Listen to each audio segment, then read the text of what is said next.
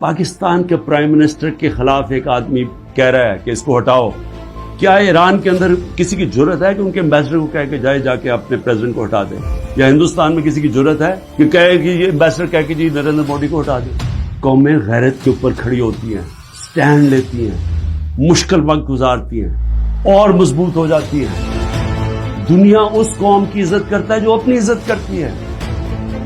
جب ایک عام آفیشل اس طرح کا سٹیٹمنٹ دے اور میں اس کے اوپر کچھ ہو ہی نا، یعنی نیشنل سیکورٹی کاؤنسل میں حیران ہو گیا کہ صرف جی ہم ڈیمارش کرتے ہیں. انکوائری کرنی چاہیے تھی، پوچھنا چاہیے تھا، لکھنا چاہیے تھا. اس نے کیوں یہ کہا؟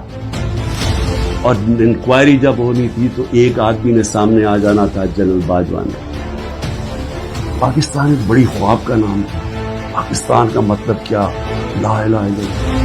میرے اپنے کے لوگ کہہ رہے ہیں عمران صاحب آپ سائفر نہ اٹھائیں پبلک میں، امریکی ناراض ہو جائیں گے.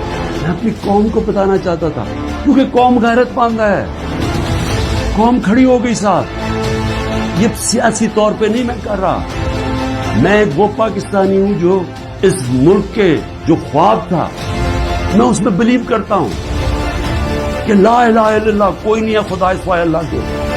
میں کوئی کسی کی غلامی نہیں کرنے کے لیے تیار.